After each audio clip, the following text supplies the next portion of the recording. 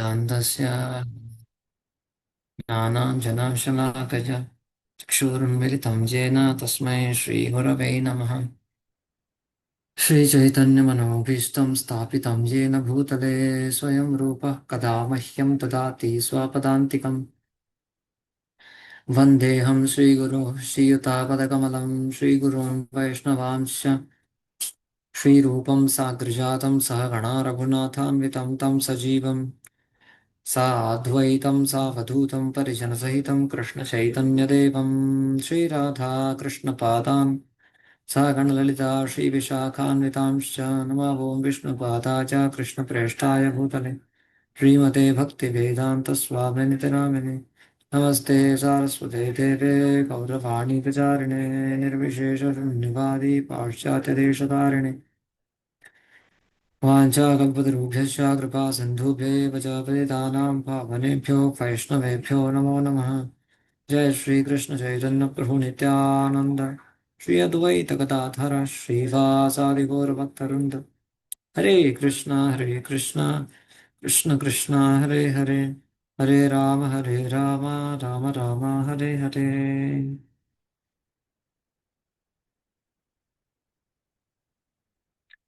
ओम नमो भगवते वासुदेवाय।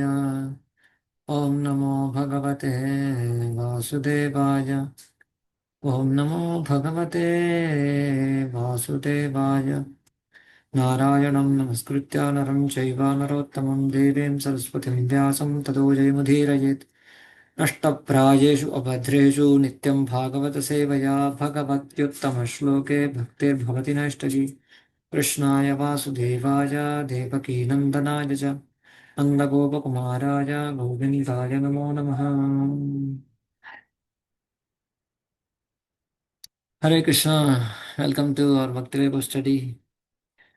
So, just to recap something, would you like to share something from what you learned or remember from, at least in summary, some qualities or something from chapter 22 we completed yesterday. So, are there any striking thing that you learned or remember? So, can I share one point? Yeah, please. So, Prithu Maharaj exhibited all the qualities Mm. of a Vaishnava, of the Supreme Lord also. And therefore, he was being glorified as Lord Ramchandra. So, that was very touching to me. Means the comparison Mm. is very high.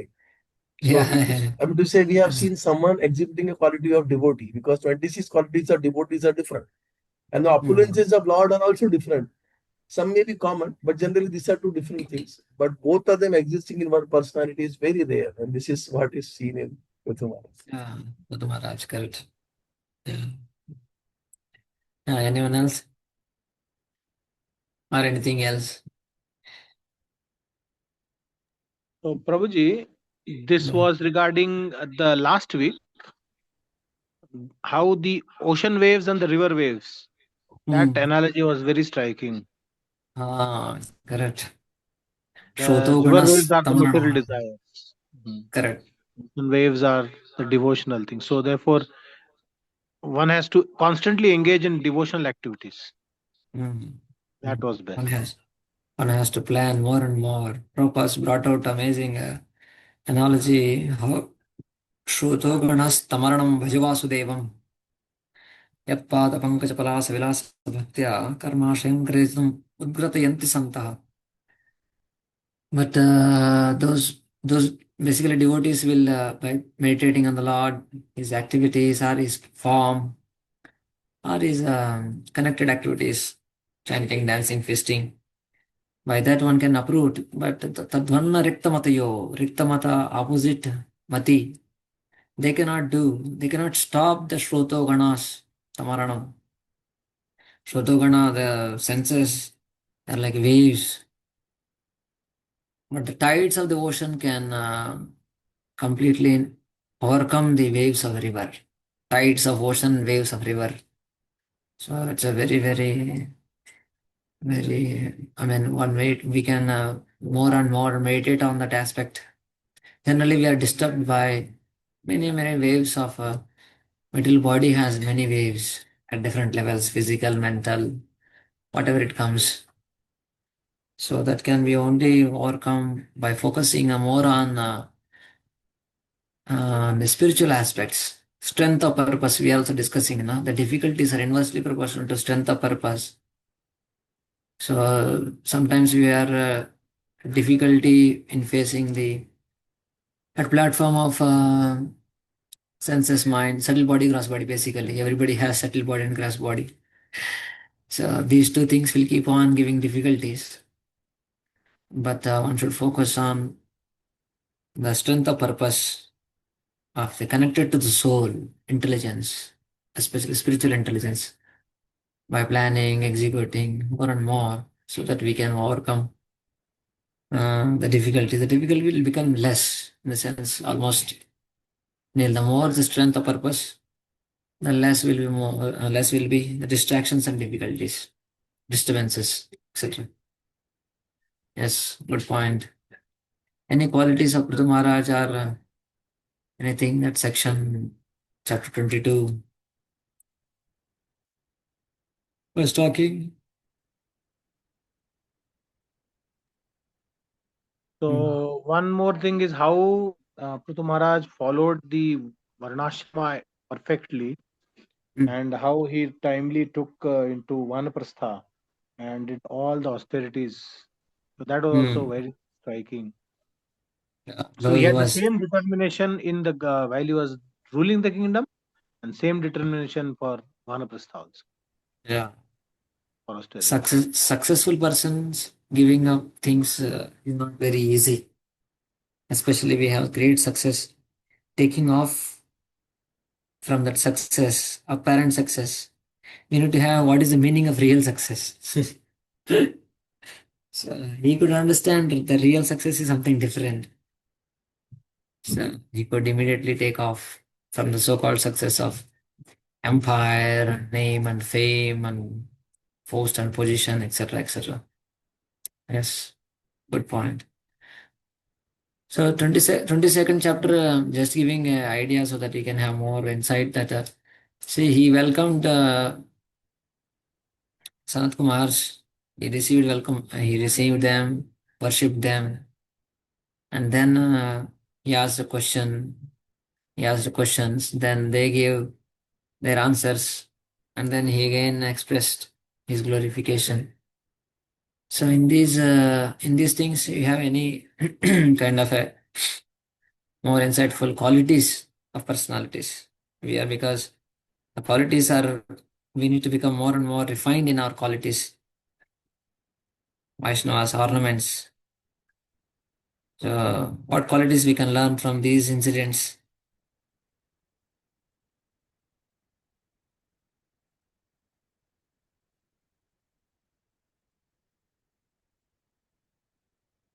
Any quality of Prithu Maharaj or Sanat Kumar's, what we discussed a little bit. Uh, I'll ask a question directly. So when he was expressing gratitude, so do you remember anything in regards to gratitude? Prithu Maharaj expressing One gratitude. point I kind of remember is how Prithu Ah, Maharaj said that what I can give you to the Brahmanas. ah, He said that the Brahmanas already are the owners of the whole thing because they're representative of the correct, Supreme correct. of God. Hmm. So then So if at all, so yeah, very good point you brought out. That they mentioned that what I can give because I possess only the remnants given by sages, the kingdom, everything. So if one thinks that he can repay the debt, what is considered? What is considered to be? Joker. Ah, yes, that's a good point. Yeah, He that is becomes a laughing one laughing doll for others. laughing stock, especially in spiritual life. So the knowledge of Krishna is such a great gift. It is impossible to repay the benefactor. Prabhupada writes in that purport. So the knowledge of Krishna is such a great gift also, and we can say it's a rare gift also. Rare gifts are the great gifts, and it's a gift. It's not something we earn. It's a gift. Gift generally we don't earn. I mean, they are given gifts. Gifts generally, the word gift itself is out of their own choice. They give gifts. Right? So we are not earning. It's a given. So knowledge of Krishna is such a great gift. So yeah, that's one of the main things that we. That's one of the main slokas. So every Subodhini has initially. I think he printed that sloka. Eri Dishi Bhavato Gatiratmavada. Vinoda Patram, Joker, Vinoda Patram. So if at all one thinks that he can repay the debt. Mm, yes. Okay. Yeah. These are some main themes that we have seen. Three main themes in the So, chapter 22. yeah. So just to add to Yes. this point, Yes. Prabhuji, that Ah. I think sometimes Prabhupada disciples also ask Prabhupada how we can repay you. Ah. Good point. Yeah. What they Yeah. said. So I think somewhat to this that it's impossible to repay, Prabhupada said, what the speech master. It is just Ah. we simply take what has been given and then spread it and give it to other souls. Ah. You know? Very good. Very good. Yeah. So that's how. Yeah. He mentioned. He mentioned that you cannot repay. There is no question of repay at all. So, but you accept what I am giving and try to share with others. So that is the only way we can at least try to start. Kind of, at least one can try to make an attempt to kind of repay. There's no kind of repay at all. So yeah, just to show the section so that we can remember some of the main themes. If you remember, that's a good enough. Whole Bhagavatam we may not remember and we cannot remember also. At least some themes, if you remember from some section, whenever we have some. So Bhagavatam always has many, many sections. When we face some challenges in life, we need to turn to Bhagavatam certain sections. So that it gives a lot of hope and encouragement and inspiration. Not only when we are facing difficulties, but in general also. But at that time, it gives a lot of hope and encouragement when we are going certain difficulties. Everybody goes through some challenges in life at different levels. But Bhagavatam has all the answers. Only thing we need to connect to particular sections. As like we have medicine is man, everywhere. All the medicine can work, but particular disease has particular medicine. So similarly, when we connect to certain sections, when we are undergoing certain situations, it can bring out from those kind of calamities. It can give a lot of hope and encouragement. So certain sections we can have in hand so that we can immediately turn to and take help from, be inspired by. So just like that plane crash happened in 2012, I think in connected to Radha Gopinath's Mandir devotees went to Muktinath, plane crash happened. I remember it's 2012 or 13, I don't remember exactly. So everybody was disturbed so much. Whole congregation and whole ashram was disturbed. How it can happen to devotees, such a kind of a scenario, a situation. So everybody was disturbed. But when His Holiness Radha Swami Maharaj came all the way from US and trying to address the devotees, he took up the section of Bhishmadev from first canto. So the Bhishmadev section addressing to Pandavas was such an amazing impact. Bhishmadev addressing the Pandavas, how it's, are you are Pandavas and you are Dharma personified, all you people, Vipra Dharma Achyutashraya. You always take shelter of Brahmanas, Dharma, and Supreme Lord. Still, you are going to so many difficulties. How it is that? So, Bhishma brings out the topic and elaborates on the topic and says that Sarvakalam Krutam Manye, it's all on time. And again, he comes to this is all because of Krishna's special arrangement. So when we address particular sections, particular time, then it has a very great impact. So by going through purports, Prabhupada's purports, and the characters, we identify with the characters. So just like even Hiranyakashipu, when Hiranyaksha died and when the family was lamenting, he is quoting left and right the philosophy of Bhagavad Gita, second chapter. How soul is eternal, body is temporary, you should not lament, and everybody is destined by their karma and one has to take again. So many things he spoke and everybody was pacified. He tells a story also. Amazing stories. So yeah, like that, certain sections which can be very very impactful. Here, especially about we can understand Prithu Maharaj, as you mentioned, how he gave up everything and is practicing tapasya, especially to perfect his life. And of course, the 22nd chapter is explaining about the reception of devotees, how we need to appreciate devotees, and what is their role, association, importance of association, and then inquiry, and especially how we can become attached to Krishna and detached from matter. So when we are becoming too much attached to matter or unable to develop detachment, or when we want to increase our attachment to Krishna, how we can do that?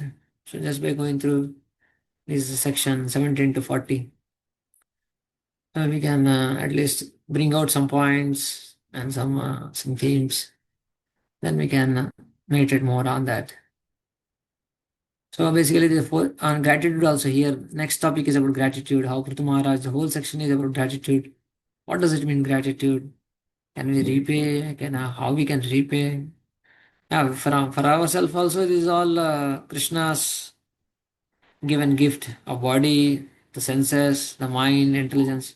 These are all Krishna's energy only. So we cannot repay anything. We cannot give anything to Krishna from our side.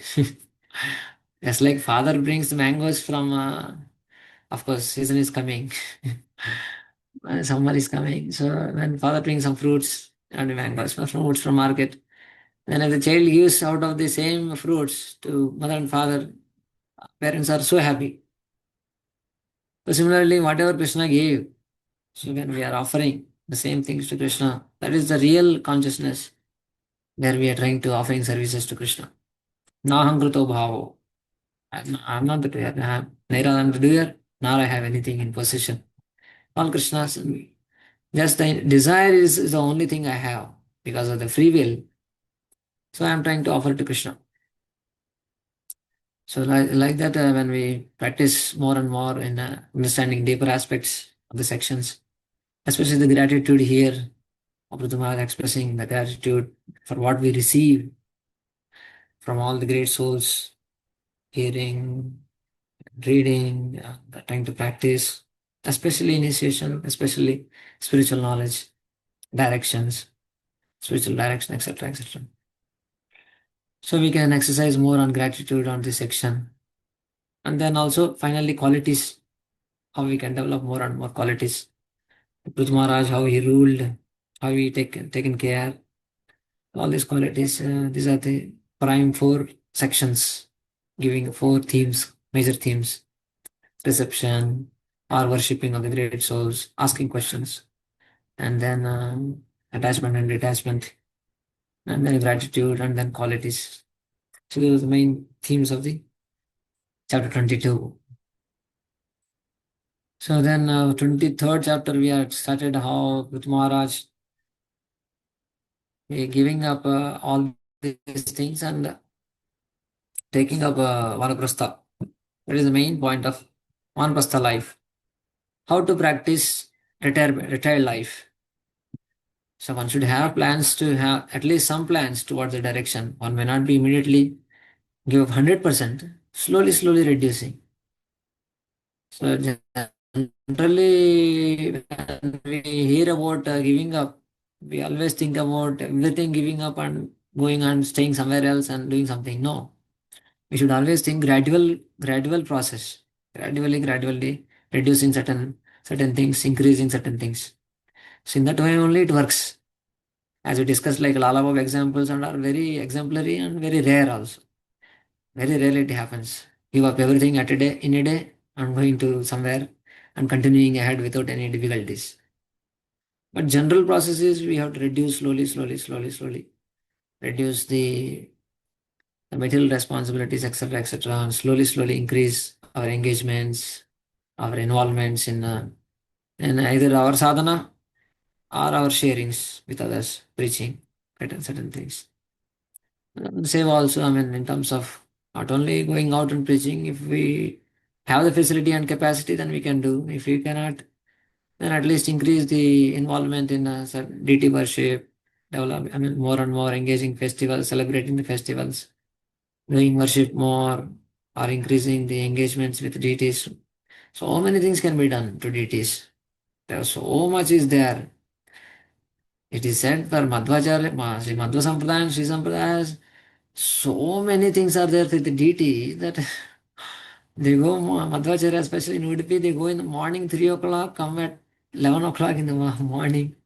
The pujari or the sannyasi goes inside 3:30, comes at 10:30 outside. So much of engagement for the deities can be done. So at least if one is feels or one says that I cannot go out and talk to many, at least one can engage more and more. Or deity or the Bhagavatam recitations. Prabhupada gives such an amazing what is a platform. He can do so many things. So that's how we can reflect on the Vanaprastha life, what Prutu Maharaj is trying to teach us. So slowly we can reduce and increase the other side of aspect of our spiritual life. Okay, so now we come to the sections, just to see the sections that 1 to 18 will be Vanaprastha life. We are, I think, seeing 3 verses or 4 verses. I think 5th verse we need to start. So Prutu Maharaj goes to forest along with wife, and Prutu austerities are explained, the purpose and result. The main purpose is just to please Krishna. But the main point brought out by Acharya Vishnu Thakur is that see, not to accelerate. He thought, array, it's becoming his eagerness to meet the Lord in Vaikuntha became so much. He thought, let me add some catalyst to giving up this body or to burn this body, subtle body and gross body. So he was practicing jnana and yoga both. Jnana yoga to give up the subtle body, and the yoga process to give up the gross body, especially by process of meditation. So because that eagerness to meet the Lord became so much, he is practicing as a catalyst. Bhakti yoga anyway, from starting onwards is always Adhyatma yoga. So 9 to 10, Adhyatma yoga is there. So he is always fixed in Adhyatma yoga, this Bhakti yoga. But that's how Krishna Jagat was mentioning that he took up the process just to increase intensity and so that it can reduce the time in this world. That's an amazing insight. How he brings out that point. It destroys the subtle body and gross body. 11 to 12 is the subtle body destruction, and 13 to 18 is gross body destruction. So, but this is the main thought, main internal desire of Ruth Maharaj. That's what expressed. So the eagerness we can understand here. That's how Acharyas bring out the subtle points. Though it apparently agrees with why he is doing all this yoga and jnana, it appears to be for us.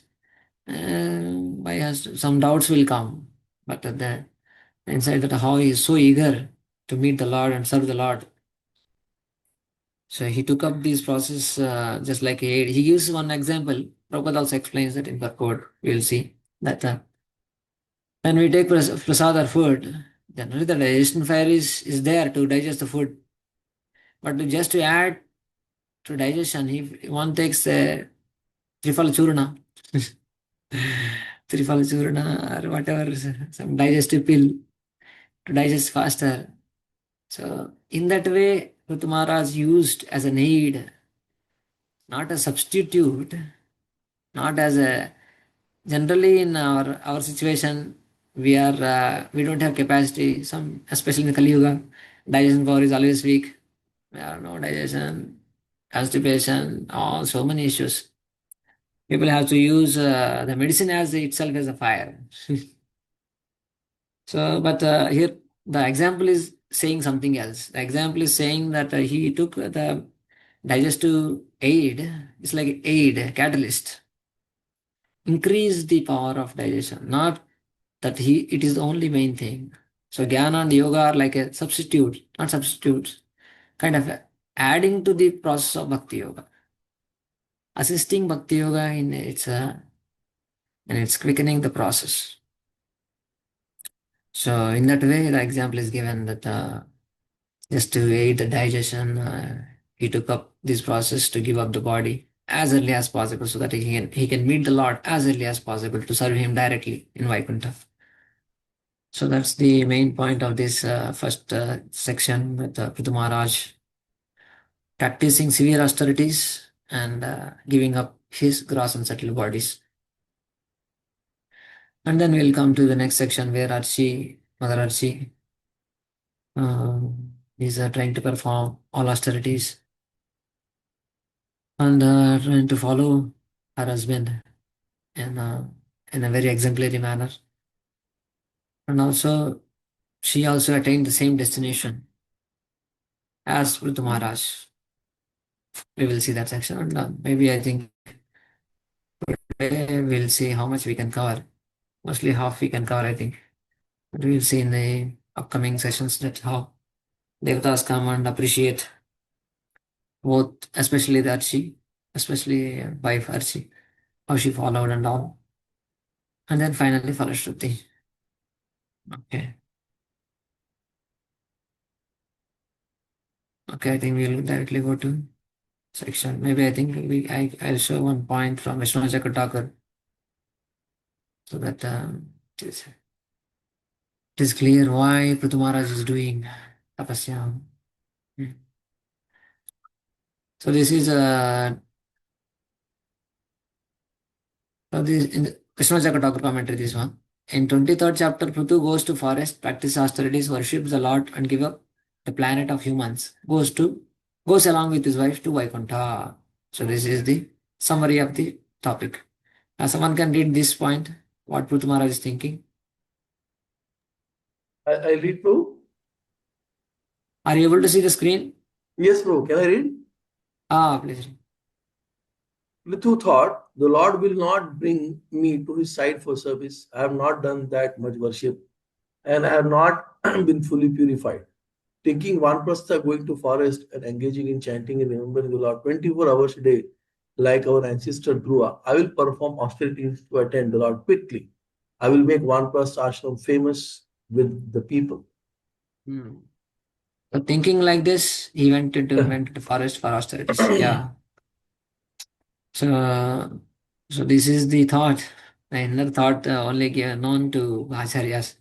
They can comment like this. What is the inner mood? So he was thinking about Dhuru Maharaj. He's remembering Dhuru Maharaj. I have not done sufficient worship and I am not purified sufficiently. So these are all thoughts. Just like yesterday, we are thinking about white cloth and black spot. These are all different thoughts of a Vaishnava. I am unable to do much for the Lord. Actually, this is the sign of advancement. We can see this is a symptom of advancement. I am unable to do much what I am supposed to do. What might have done so much, but I am unable to do much for the Lord. Or I am not much purified, etc., etc. These are all very much the symptoms of advancement. Rather opposite, other way also. And if it always thinks, oh, I am so great, I have so many this, I can do that, I can do this.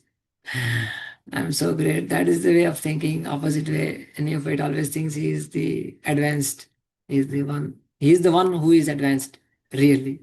He is the best devotee of all. So that's the paradox of advanced devotees and neophyte devotees. So here Prithu Maharaj is thinking like that, and that's how he took up the ashram, Manapastha, going to forest to quicken the process. More and more haste, hastening the process. Remembering Dhruva Maharaj is remembering Dhruva Maharaj. I will perform austerities. So we have seen first 4 verses also, I think. Yeah. Just as Prithu performed karmas in the household life to show karmis how to act, so as a vanaprastha So as a Vanaprastha, he performed austerities to show the Vanaprasthas how to act.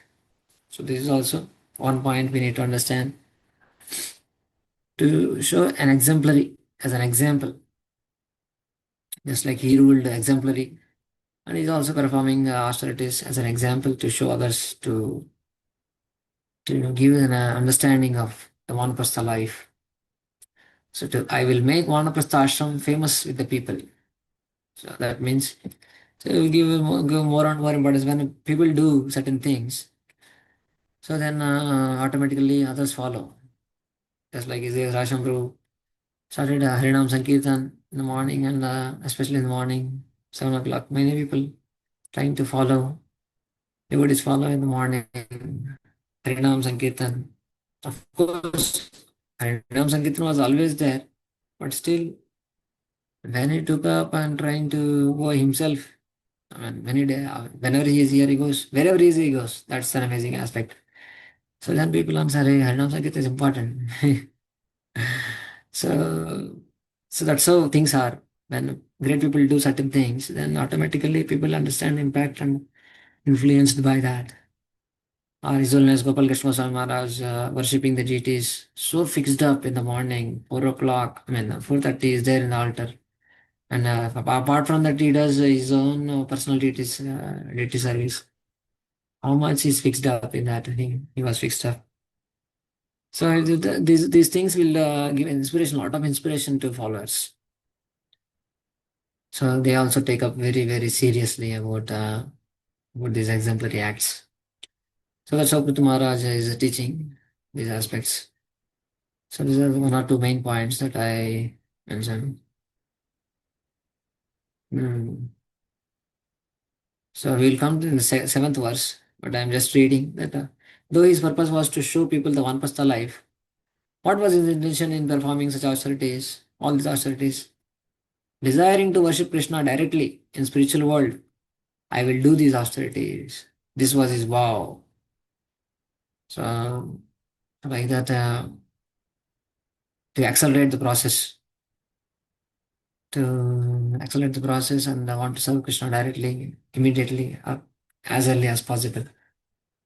So many devotees, Vishnu Chakravarti gives that other devotees, gopis, and also performed many austerities to increase, to hasten the process.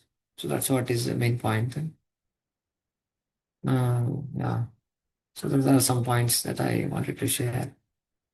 So from that commentary, okay, we'll come to our main topic, main what's verses. So, verse 5. Yeah, was 5 minutes to start. No? So, Yeah. Prabhupada also so many wonderful purports, long purports as well. Yes. So, especially I've seen in this case, in this place, also in the first canto, I think chapter 10, where Dhritarashtra is leaving home. That time also Prabhupada very specifically speaks about Vanprastha. And Mm. also in the third canto, Yeah. Vidura leaves the home. So three, four, five, six Yes. places I've seen. Purudava case also, Yeah. Purandara case also. Prabhupada very, every time and again he has spoken Yeah. about this.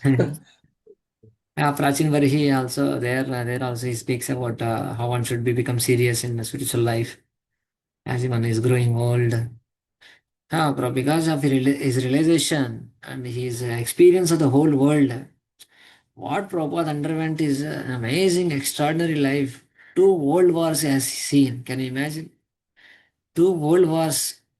Ranging from, ranging 5 years each, ranging 5 years each war, almost 4 5 years, and the whole devastation in the country and the world, and the troubles, the sufferings of people, the lack of knowledge, and he has seen the whole both worlds. The external world also, how it is so terrible and so devastating, how people are distracted and disturbed and not knowing the goal. Another side, he has experienced such a great joy with spiritual life. And another aspect is that how, even after taking up spiritual life, he has seen, even in religious life also, so much turmoil in the Gaudiya Matha because of name and fame or whatever disturbances. He has seen such a wide range he had experience. So he has his own business experience and failing in business and how material life works. Unfortunately, he has children, and some one or two children also had a very bad experience. A bad experience in sense, I mean, they have their own life. I mean, I think one child is almost like a psychologically ill, very ill, kind of mental kind of a thing. So Prabhupada faced all round various aspects in life. So all this will are added to purports. His realizations, so many things will come up in purports and purports about how one should be serious in spiritual life, how in mental life is so tottering, and because he practiced and even he wrote many realizations in his Ashtakams before going to West. Viraha Ashtakam, and to glorify spiritual master, Vaishishya Ashtakam, spiritual life and all. Yeah, Prabhupada is such an amazing example. So many things we can learn. He adds to purports. The purports are very.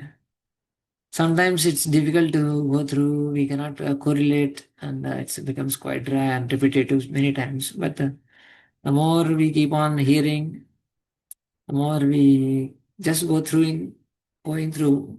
Some definitely some points will strike. We'll learn many things. Yes, thank you. Yes, Prabhu. Radheshapu was also saying that ISKCON over a period of time has now grown. 50 years have passed, 60 years are now passing. He said there have been seminars on brahmacharis and brahmachari training. There are seminars for even grahasthas, how to become good grahastha and others. And obviously things, and then selected people joined the sannyas also, but very little work is put there in the direction of Vanprastha. Obviously, we have a Vanprastha group now started, Young Vanprastha also. Yeah, correct. So he said that, come to say, ISKCON is growing and now there is a need because 30, Correct. 40 years have passed and all those who are brahmacharis have continued as brahmacharis or have become grahasthas. And now there is a Correct. need for all these grahasthas to also come out and render full time. So very important. Somehow I joined that Young Vanprastha group also some 1 year before. Great. Great. But he was saying that there is a great need actually that this issue needs to be addressed in the society now because they have all the experiences, either good or bad, of the family life Yeah. also and of the society also. And that can be given back to the society and that gives you Yeah. inspiration to many others. Correct. That my day will come that I will render full time. Yeah. Actually, that is also good for to understand depth of spiritual life for our own self and for contribution. Actually, when we take up more and more selfless services, it adds to one's own goodness. I mean, one's own spiritual intensity. Contribution definitely it comes out automatically.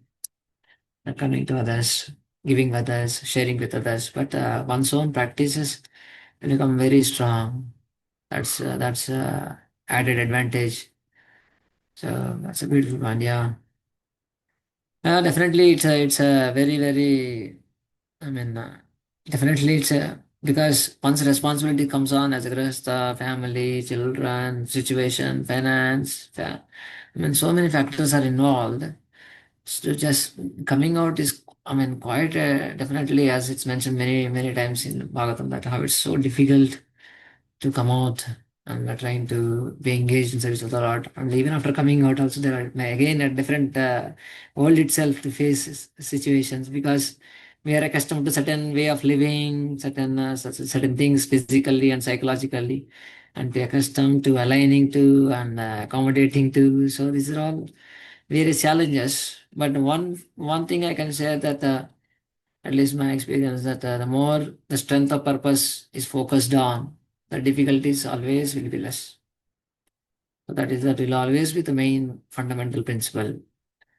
The more we strengthen our the purpose, so the more the difficulties will be less. Whatever ashram it is, brahmacharya, grihastha, vanaprastha, sannyas, etc.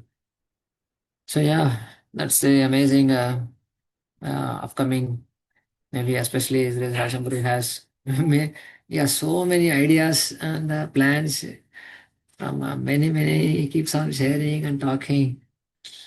Let us see whatever Krishna willing, we'll do something for Prabhupada. But what Prabhupada Singh alone he did is inconceivable and uncomparable, and it's quite an amazing aspect what Prabhupada did alone. Yes, what we can just add like a squirrel, what Hanuman did, what Hanuman is doing, rather not did. What if still Prabhupada is only doing, but we can add little bit like squirrels, adding little bit here and there to the bridge, crossing from material world to spiritual world. Okay, okay. Of course, we of course we mentioned many the essence of the points, themes. We'll just go through the some of the verses. But the main point we discussed a little bit elaborately how what Pruth Maharaj is doing here and what is the his main intentions, why he took up the austerities, and how we need to see, and how we can progress. We already discussed a little bit. We'll go through purports. So austerities are taken up. So what kind of austerities? Some more details are given. Specifics invoke emotions. When you say some specific things, okay, he performed austerities everywhere. But what kind of austerities? So the specifics gives a lot of emotions. Generalization is one thing, but when it comes to specifics, when you specify some certain thing, then it brings out a lot of emotion. That's how generally things work. Let us suppose if you go to America, then okay, here are the Indians. If you say that is one thing. I mean, if an Indian introducing if an Indian introducing a group of people to Westerners, I mean, are another Indians of their community. So here are the Indians coming from our country. Then the group of people on the stage may be very much appreciative. But if he's specifying specifically, oh, these are from South India, or these are from Middle India or North India, then those who are on the stage, who are belong to this the sections, they will be little more touched. Or a person says, oh, he's from Punjab. And then whoever is from Punjab in the stage, on the stage, oh, they'll be like, oh, they'll be more touched in emotion. Oh, he's from Punjab. He's also my state. So the specifics, generalization to specifics will invoke a lot of emotions. So similarly, when we are addressing Lord and we praying to the Lord, not in general, we can pray in general, my dear Lord, please save me or please protect me. And so when we have certain prayers, some specific things to mention, either from Stavapad, where from the Acharyas, or from the Bhagavatam prayers, some specific thing we have to mention. And then we pray, then it will more be touching to our hearts and to Krishna's especially. So specifics has a lot of impact. So that's why here maybe specifics are given. Kandamula falahara suksha parnashana kvachit ab ab अभक्ष कतिचित् पक्षान् वायु भक्षस्ततः परम्. In the Tapovan, Maharaj Pithu sometimes ate the trunks and roots of trees, and sometimes he ate fruits and dried leaves. And for some weeks he drank only water. Finally, he lived simply by breathing air. It's exactly like Pithu Dhruva Maharaj. Yeah. That's why I think Vishwanath Thakur understood from these sections. He is thinking about his great ancestors, Dhruva Maharaj. Yeah, from royal banquets to breathe alone, to wealth, finally shown, house, austerities, and focusing on the Lord, basically. Simply living on basically reducing the bodily demands, basically shows how we need to reduce bodily consciousness. So that's the main aspect of this bodily necessities reducing. The main aspect is that one is reducing bodily demands or bodily necessities is to show how is reducing the bodily consciousness. So just like eating, sleeping, meditating, defending, 100% means animal life. Right? No, I mean, there is no any question of spiritual understanding, dharma, etc. But as it is gradually reducing to zero, as mentioned in the Shadgoswam Astakam, but the verse they set up how they निद्राहार विहार काजि विजितौ चत्यंत दीनौ च यो. So nidrahar vihara kadi vijito chatyanta dino chayo. So they gave up all this eating, sleeping, meditating, defending. So practically nil, basically. Even in Prabhupada lives, great Acharya's lives, we see that how practically nil all these things. That shows the liberated life more and more. So basically they're reducing the conscious bodily consciousness. So Chaitanya Mahaprabhu was saying about Vairag. Vairagira kritya sada nama sankirtan shaka patra phalamule udara bharan. So regarding the body or regarding the soul. For soul, Sadanama Sankirtan. For the body, Shakapatra Phalamule. Basically, no endeavor. So, Shakapatra Phalamule, why these are all mentioned? Because cooking is a, if you know cooking, maybe some of you have some experience in cooking because I was in kitchen for many years. 50% of energy goes in cooking. Whatever, wherever we are. Let us suppose we are going to distribution books or any month or anywhere, even home also. If you're really cooking, that it takes a lot of energy. Buying, bringing, keeping them, cutting, cooking, and the washing. Washing is another thing. Till that point, everything will be okay. Washing vessels, mothers knows a lot. So all these things take a lot of time, energy. So especially just depending on the nature, whatever nature is available. Save time. That's the main point. So he's just depending on nature and simple living, high thinking. So that is mentioned here. So whatever we can, we endeavor. Prabhupada mentions, highlights many points in this. Now please read this yellow portion and let us see. Yes, Guru. In Bhagavad Gita, yogis are advised to go to a secluded place in the forest and live alone in sanctified spot there. By Prithu Maharaj's behavior, we can understand that when he went to the forest, he did not eat any cooked food item from the city by some sent from the city by some disciples or devotees. As soon as one takes a vow to live in the forest, he must simply eat roots, tree trunks, fruits, dried leaves, or whatever nature provides in that way. Yeah. So I don't understand. Tree trunks means maybe like sugarcane. Tree trunks Yeah, means I was also thinking similar way. tree trunks. I don't know what tree trunks. Whether anything edible tree trunks. I don't know. I don't accept maybe sugarcane, etc. Maybe Maybe some some small plants, some yeah, some eatable small plants plants. are there, so that trunks, but that is like a, I don't know, trunk. Yeah, except trunks and all we don't know. Okay, but funnus will come to tree trunk only generally. Funnus fruit, but that is also fruit. But anyway, basically he's not cooking or not.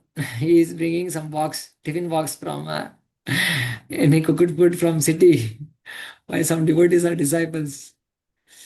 So yeah, that is a different stage of sannyas. Different stages of sannyas is explained. Kutichak, Bahudak, Parivrajkacharya, and Paramhamsa.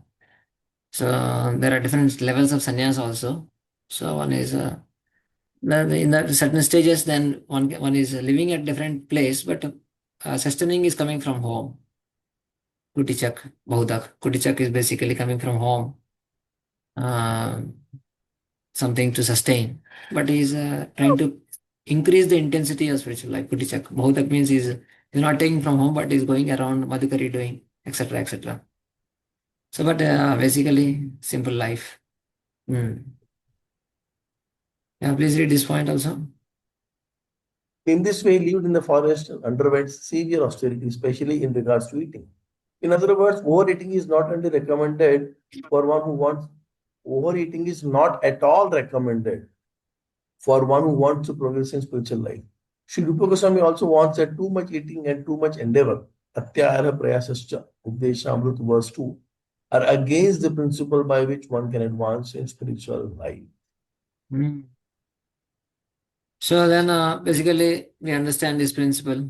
the more basically when we can experience also, when we take even prasad also, immediately the body, the consciousness comes down to the body level.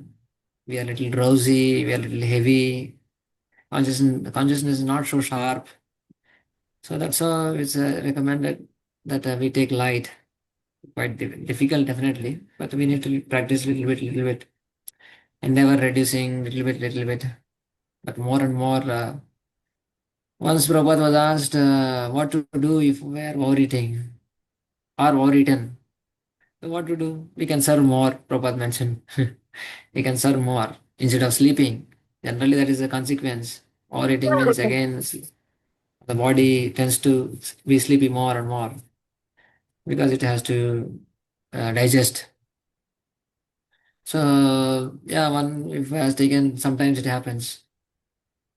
So then at least one can engage oneself, one can plan services immediately.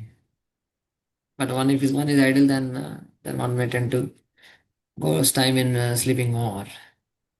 So Prabhupada then mentions about how living in the forest, living in the city, living in temples, etc. He mentions about this point. Yeah, please read. Yes, Prabhu. It is also notable that according to Vedic injunction, to live in the forest is to live in the mode of complete goodness, whereas to live in the city is to live in the mode of passion, and to live in the brothel or drinking house is to live in the mode of ignorance. However, to live in a temple is to live in Vaikuntha, which is transcendental to all modes of material nature. This Krishna consciousness movement affords one the opportunity to live in the temple of the Lord, which is as good as Vaikuntha. Consequently, a Krishna conscious person does not need to go to the forest and artificially try to imitate Maharaj Pitu or the great sage and munis who used to live in the forest. So this how Prabhupada gives different modes, and Shuddhasattva was also transcendental nature. Of course, in 70s before Prabhupada left this world, generally Krishna conscious movement means only temple.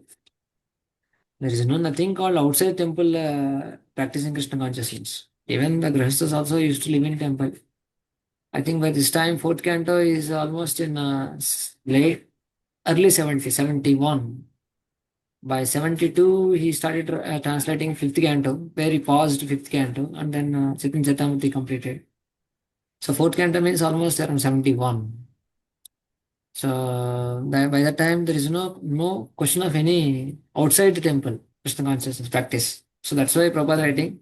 So this Krishna consciousness movement affords one on the opportunity to live in the temple of the Lord, which is as good as Vaikuntha.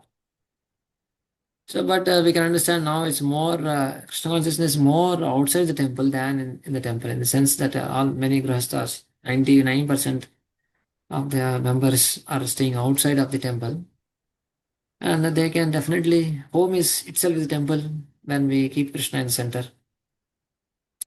In that way, it's a temple. It's as good as Vaikuntha. So we can when we read that section of Swayambhu Manu, we have already gone through. If you remember how Swayambhu Manu's palace is exactly like a Vaikuntha, and how everything was. Prabhupada writes very wonderful purports also there that how a home can be made into a temple and a Vaikuntha atmosphere just by having a beautiful music, kirtans at the background, always in the home, having a spiritual pictures all around, very beautifully decorated.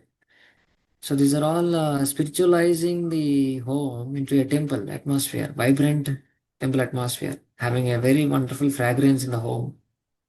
So all the senses need certain inputs to spiritualize more and more. The eyes, the ears, and the nose, etc. So everything can be made spiritual by decorating the homes and decorating in a sense with spiritualizing the home with wonderful pictures, very absorbing pictures, which are very inspiring and very nice to look at. And the beautiful soothing kirtans, background always going on, may not be disturbing at the same time, slowly is going on in the background. Wonderful fragrance offered to the Lord, agarubatti, etc., whatever, ascends. So that immediately changes the mind, surcharges the mind. That's what uses Prabhupada. They are surcharging our consciousness and mind with all the spiritual items. That's why when he entered the palace, he felt it's that's how even Bhaktivinoda Thakur also mentions how he is feeling like Vaikuntha when Gruhete Goloka Bhai Edine Grihete Bhajana Deki.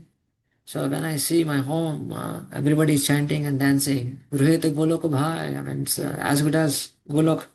My home became Golok.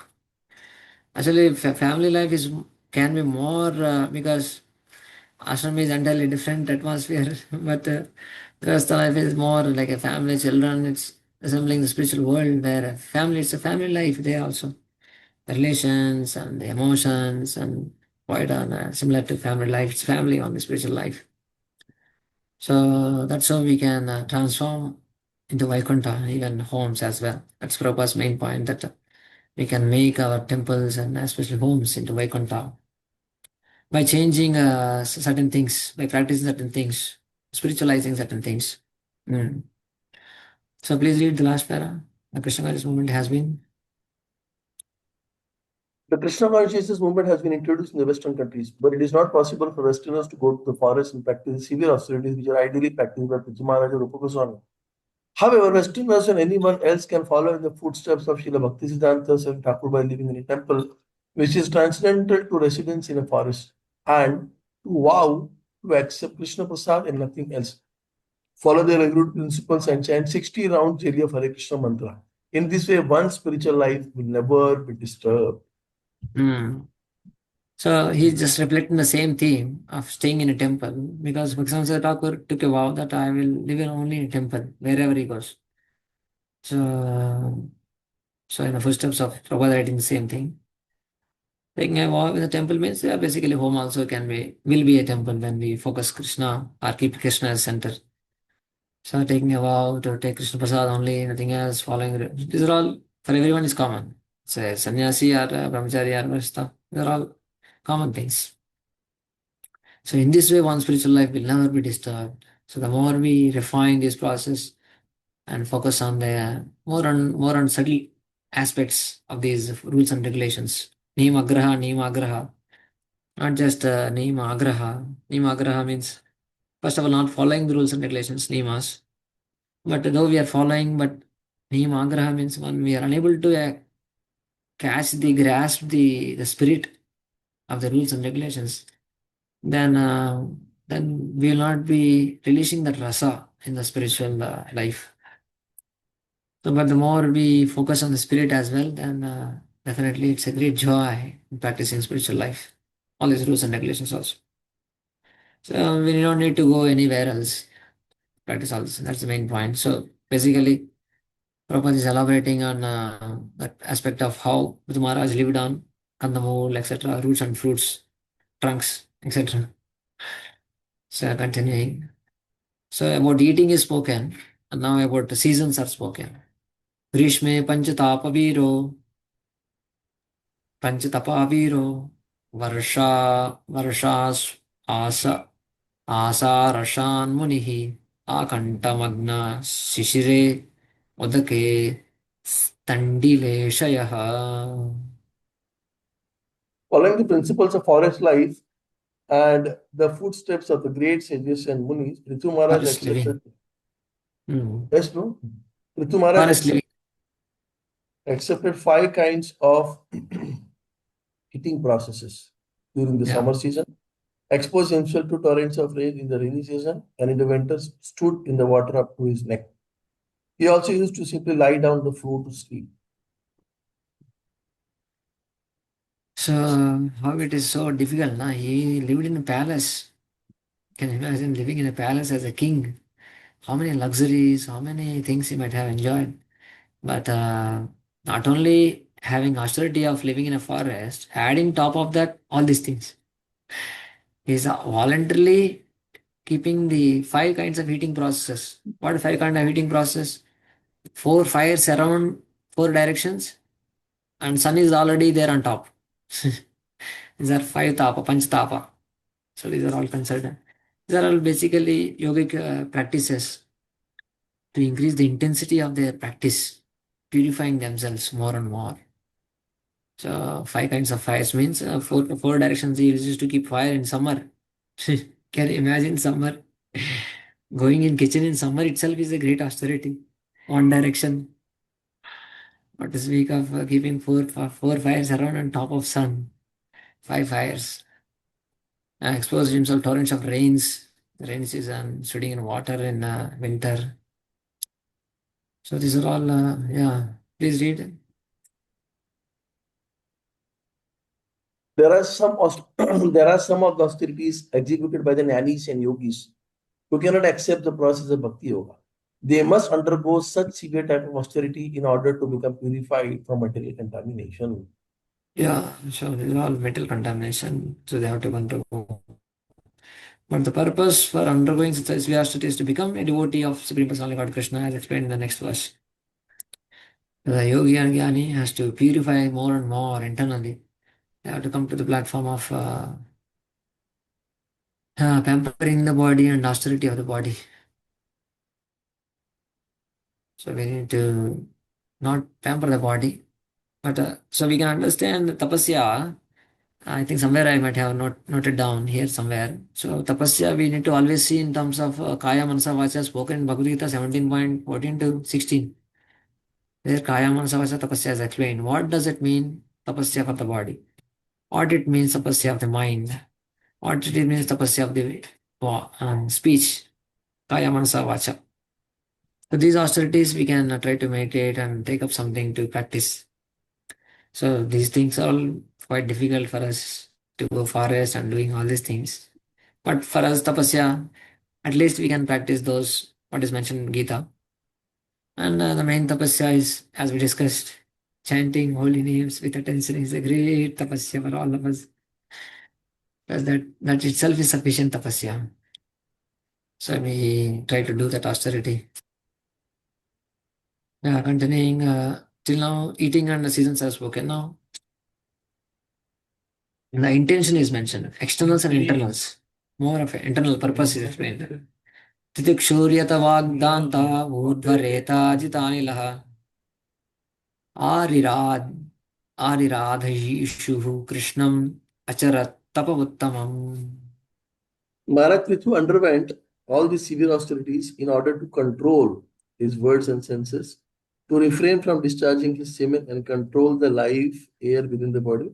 All these he did for the satisfaction of Krishna. He had no other purpose. Ariradhaishuhu.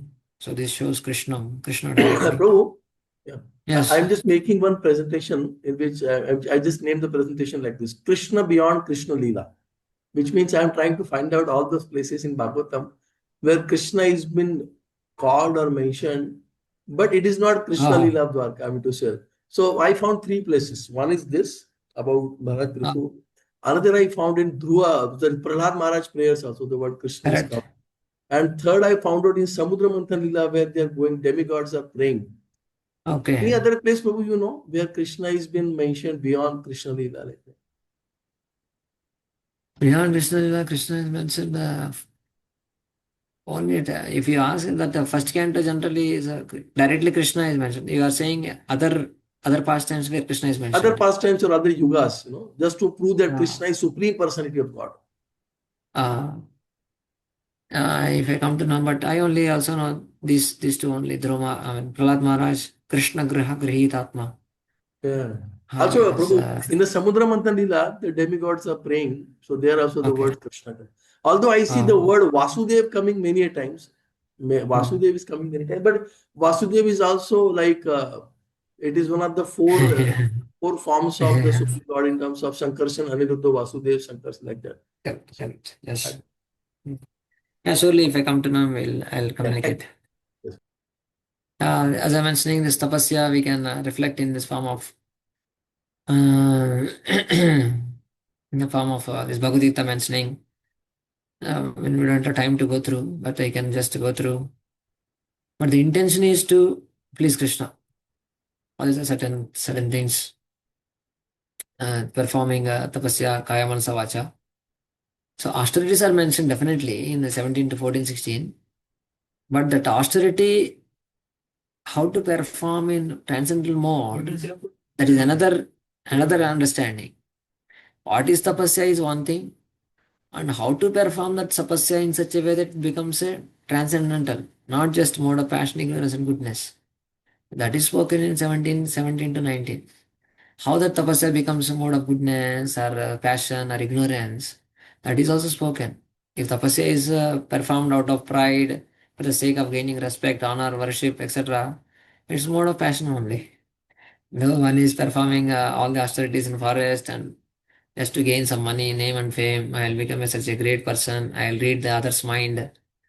All these many various desires, only different modes. So what transcendental mode means this one. Prabhupada also quotes few times in this purports, in these upcoming purports. Aradito yadi hari tapasa tata kim. Naradito yadi hari tapasa tata kim. Antarbahir yadi hari tapasa tata kim. Na antarbahir yadi hari tapasa tata kim. So this is from Nada Pancharatra. So if one is focused on Krishna, then what is need of all tapasyas? One is not doing aradhana or is unable to see Krishna everywhere. What is use of all tapasyas? Basically, point is that the one focus is Krishna. So for that, his satisfaction is doing all these things. That's the main point of this verse. So, and we can connect before verses with this verse that we are discussing how, because he is full in Krishna, so other things is become almost nil, the demands of the senses and the body. Because his heart is full of Krishna, the other things become the senses need nil, and the heart is full of Krishna. So that's always the fundamental principle in order to focus on. The more we focus on this side of filling our heart with Krishna more and more, other things can automatically leave aside slowly on their own. So sometimes maybe we are focusing too much on reducing. Definitely, we should focus on reducing our eating and this and that. But we also focus on Ardha Pravritti and Ardha Nivritti, both aspects. Ardha Pravritti means increasing our attachment to Krishna, filling our hearts more and more with Krishna and Krishna consciousness, absorbing our mind with Krishna. So then automatically other things will go aside in the background. Just like this magnetic doors. When the current flows into the magnet, immediately it leaves the when the door opens. That's how it's made. When current flows, the magnetic effect goes away. And then there is no any contact. Similarly, when we feel Krishna, when we flow Krishna through our consciousness, then automatically everything will be detached. So that's what is mentioned. Janayati Ashu Vairagyam. What is that verse? Janayati Ashu Vairagyam. It was famous verse about says second chapter saying about when we practice Krishna consciousness, it generates janayati ashu vairagyam jnanam cha dahaitukam. So by practicing bhakti yoga, when we pass the current of bhakti yoga, janayati ashu vairagyam, immediately all this will manifest externally. So pleasing Krishna is the goal. That is the main point of Prabhupada purport. Yeah, please read this one point. The fact is, however, that one must accept either the severe method of austerity described about to become purified, or take to the process of devotional service recommended by pleasing the Supreme Lord Krishna. The person who is Krishna conscious is most intelligent because in Kali Yuga it is not at all possible to undergo such austerities. We need only follow great personalities like Lord Chaitanya Mahaprabhu. Yeah. Yeah, Vasudeve Bhagavati Bhakti Yoga Prayajita Janayati Ashu Vairagyam Jnanam Cha Dahaitukam. Vasudeve Bhagavati Bhakti Yoga, when we practice Bhakti Yoga, it demagnetizes. Then we become detached from all this Janayati Ashu Vairagyam, from all this material world, all attachment that we have. So Bhakti Yoga is our main process we focus on. What Prabhupada explains basically our process of need to practice all these austerities, so many things, austerities are there. But try to focus on Bhakti Yoga, that is the main thrust of Prabhupada's purport. although Prithu Maharaj executed his austerities long before the appearance of Lord Krishna on this planet, his purpose was still to please Krishna. Though Krishna was not there on this planet, this is in Satyuga. Prabhupada's main logical point is that so where was existing Krishna's worship before Kali Yuga, before when Krishna appeared, just beginning of Kali Yuga. So Prabhupada is mentioning that here Prithu Maharaj practiced and Dhruva Maharaj practiced. So that's the main point here. So the point is that Krishna worship existed at the beginning of creation and has continued to exist throughout Satyuga, Treta Yuga, Dwapara, and now it's continuing Kali Yuga. It's not that it was not there before and it started after Krishna's appearance. No, it's always there. That's the main point here. For this.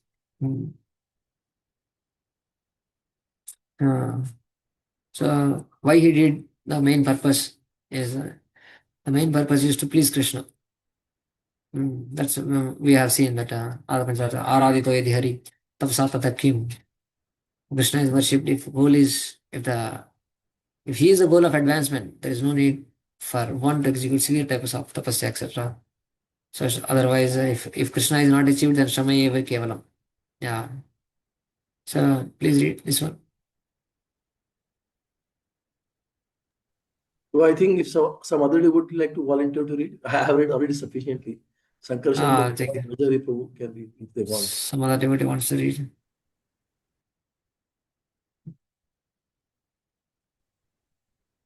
We should Yes, Prabhu, we Yeah, can please hear read. you. Yes, Prabhu, we can hear you. Go on reading. we should therefore not be discouraged just because we cannot go to the forest and practice several austerities. Our life is so short that we must strictly adhere to the principle laid down by the Vaishnava Acharya and peacefully execute Krishna consciousness. There is no need to become despondent. Prabhupada is encouraging. So no need to become too much worried. So he's quoting Anande Bolo Hari Bhaja Vrindavan Shri Guru Vaishnava Pade Majiya Aman. So just chant Hare Krishna and this is execute Krishna consciousness. So these are all conclusions Prabhupada is giving. Read the conclusions.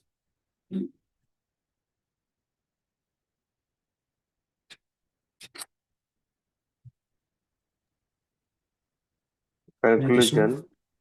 Yeah. The Krishna consciousness movement is therefore very safe and easy. We have only to execute the order of the Lord and fully surrender unto Him.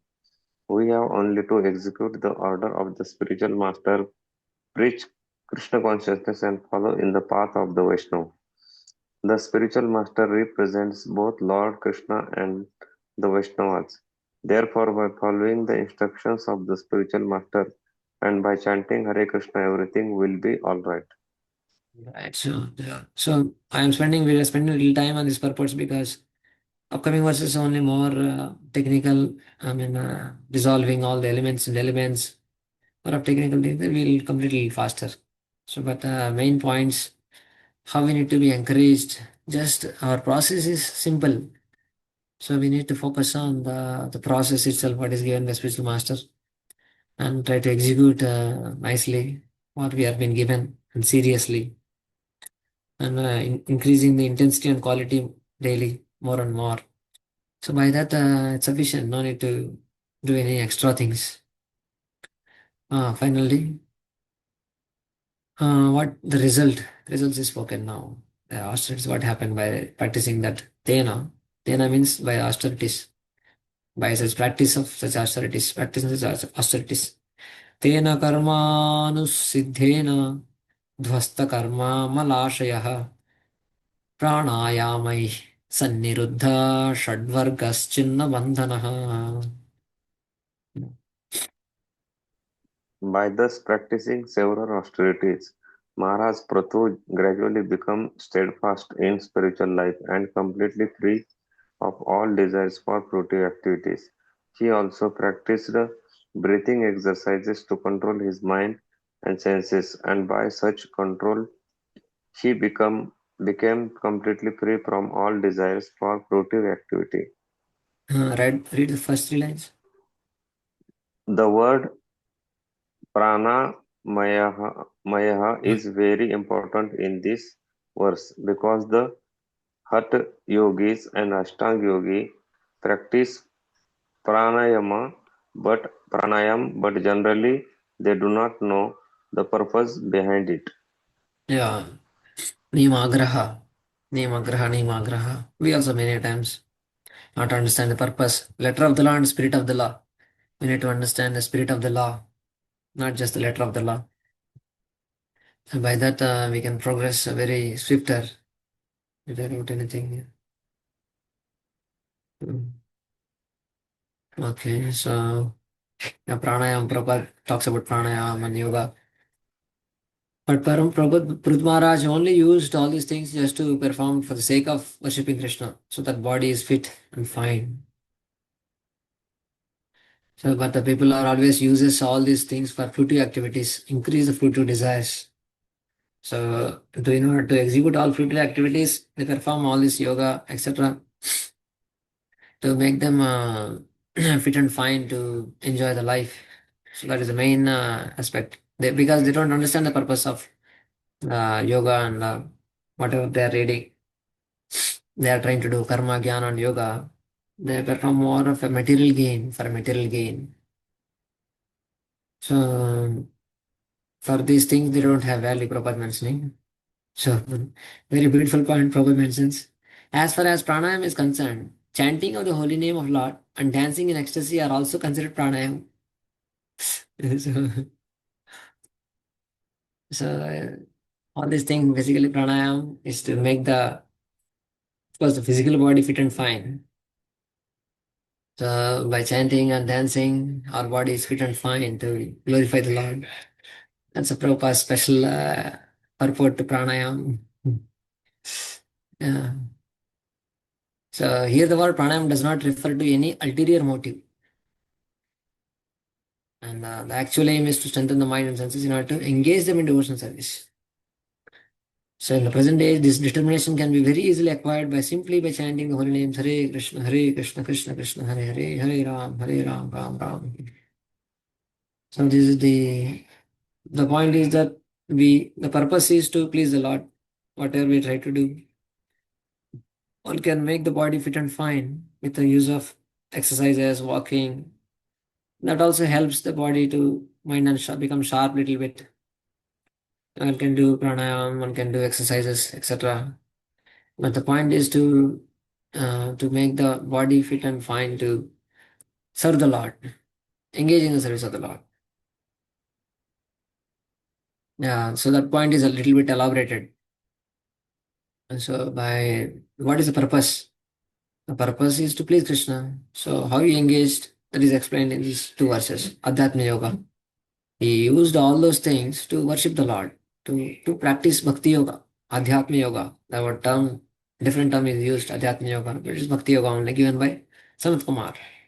Sanat Kumaro Bhagavan Yad Yada Yadahadyatmikam Param Yogam Tenaiva Purusham Abhajat Purusharshabha. Thus, the best among us human beings, Maharaj Prathu followed the path of spiritual advancement, which was advised by Sanat Kumara. That is to say, he worshipped the Supreme Personality of Godhead, Krishna. Mm. In this verse, it is clearly said that Maharaj Prathu, practicing the Pranayam Yoga system, engaged in the service of the Supreme Personality of Godhead as advised by the Saint Says, Sanat Kumara. yeah, basically, whatever we take as an aid, whatever we take to support the process has to be supporting only. Should not substitute the process. Any yoga, whatever we are taking to support our lives, physical, etc., family lives, anything that has to supporting our main bhakti yoga system. It should not substitute. So that should be main point. So that is the main point Prabhupada was mentioning. The conclusion is that the best man amongst all men engages in service of the Lord of the Supreme Person. So he's commenting on this phrase, Purusham Abhajat Purushashrabha. So Purusham is the Supreme Person. Purushashrabha means the lion among Purushas. So Purushashrabha refers to Maharaj Prithu, the best amongst human beings. Rishabha is the best amongst best. Rishabha is the best. So the best amongst human beings, Purushashrabha. So to that point, Prabhupada explaining that it's not that Purusha became this Purusha became this Purusha. Not that my oneness Purusha, Purusham, Abhijat, Purusha, Purusha, Shabha, that doesn't are different. So therefore, one is worshipped. Well, other Purusha is a worshipper. The two are different. Mm. So and then Prabhupada talks about this Adhyatma Yoga. What does it mean? Adhyatma Yoga is Bhakti Yoga. And Bhakti Yoga, either in sadhana stage or siddha stage, it's same process. The goal and means are same. What we are doing, same thing we'll be doing in spiritual world also. Chanting, dancing, taking prasad, worshipping the Lord, glorifying the Lord, and hearing about the Lord. So these are all the same activities wherever we are, either sadhana stage or siddha stage. The example of that medicine is given Syat Krishna Nama Charitadi, that Pittopatapta Rasanasya Rochikanu, jaundice disease. Sugarcane juice is the medicine. And when we are cured, the same sugarcane juice becomes very tasty. And we keep on drinking the nectar. The same things, same activities keep on going on, either in the sadhaka stage or siddha stage. So, if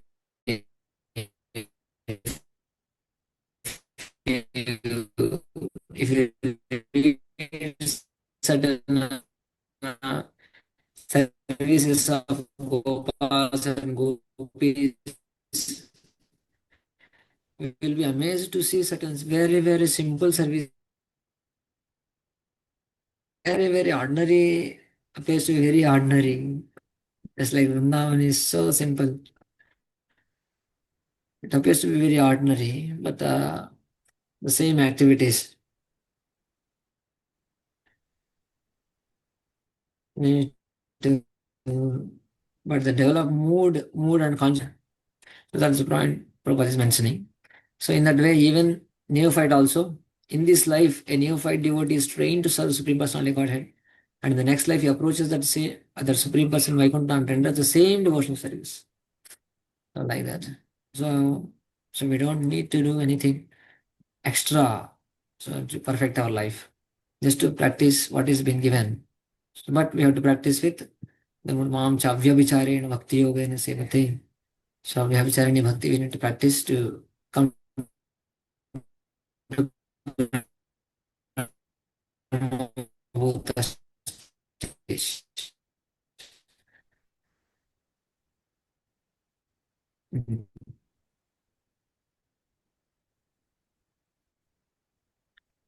So same Bhakti Yoga is glorified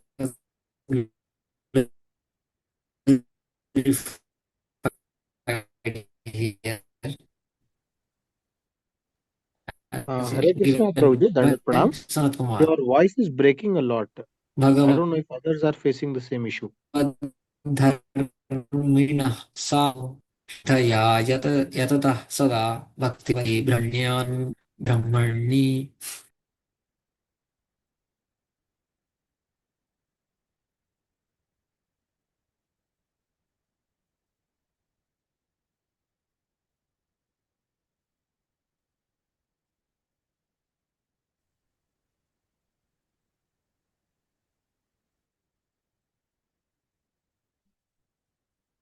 Sorry.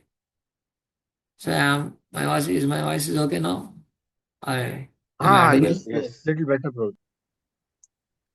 I can always mention when some things are wrong, then I can change the net or see something, do something. How from how long it was breaking? I think just for 1 minute. Okay. Okay. So, yeah. Did you read the translation? Maharaj Prathu, Maharaj Prathu thus engaged completely in devotional service, executing the rules and regulations strictly according to principles, 24 hours daily. Thus his love and devotion unto the Supreme Personality of Godhead, Krishna, developed and become unflinching and fixed. So it became more and more fixed up.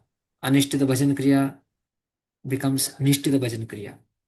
When anardhas are completely purified, so the Bhajan Kriya, which is Anishtita initially, when anardhas are removed by rules and regulations, by purifying the heart, engaging in devotional service, has to become fixed, unflinching, Nishtha, Nishtita Bhajan Kriya. So the only Nishtita Bhajan Kriya is like a fast track going in a high speed towards Ruchi, Asakti, etc. So till the Nishtha comes, it's always very slow. Vehicle is going very slow because of anardhas.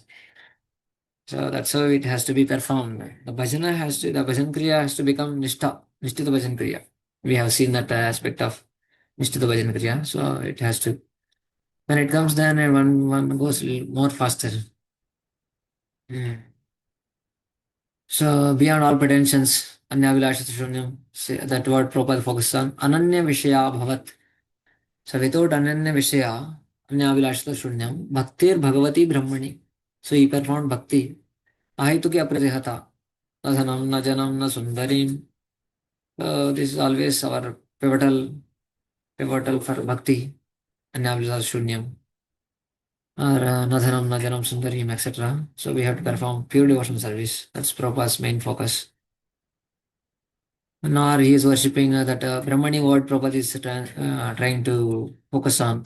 People talk about Brahmani means Brahman, impersonal Brahman. I mean, he was never, Prithvi Maharaj never attracted to Brahman, or he was attracted to yoga, karma, etc. etc. So Maharaj is focused on just Maharaj Prithu's activities in devotional service enabled him to become fixed and steady in devotional service, discharge of devotional activities, without having to take to recourse to karma, jnana, and yoga. So that is the main point. So what happened? So he became, by the austerities are aiding him to focus on bhakti yoga, and that bhakti yoga and the austerities so started affecting in different results. So first is his results of giving up the subtle body and destroying the gross body. Destroying means, I mean, he's let us see what is meant by dissolving the gross and subtle bodies. Basically, he's meditating like a Ashtanga yogi, giving up the subtle and gross bodies. Mm. So then now it's spoken subtle body, 11 and 12. तस्यान् तस्यानया तस्यानया भगवतः परिकर्मशुद्ध सत्त्वात्मनस्तद् अनुपूर्त्य ज्ञानं ज्ञानं विरक्तिमदभून्निशितेन येन चिछेद संशयपदं निजजीवकोशम्.